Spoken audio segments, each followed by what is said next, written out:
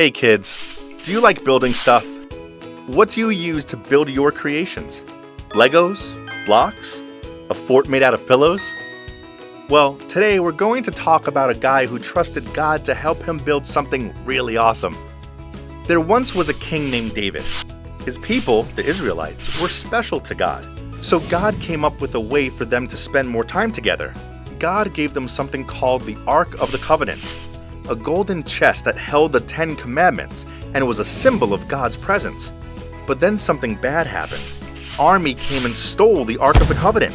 This made King David so sad, but God helped him come up with a plan to get it back. David and his army rescued the Ark from enemy hands, and the people danced and sang with joy. Years later, God told King David that someday, David's son Solomon would do even more to protect the Ark of the Covenant. Solomon, God said, would build a big, beautiful building called a temple to protect it. When David was an old man, he had logs and iron brought to Jerusalem, so Solomon would have everything he needed to build the temple someday. For 7 years, Solomon worked at building the temple. When the temple was finally completed, it was beautiful. Solomon had the Ark of the Covenant placed inside by the priests. Once it was in place, a bright cloud appeared and God's presence filled the temple. Everyone there saw what had happened, and Solomon bowed down to pray, thanking God for keeping this great promise.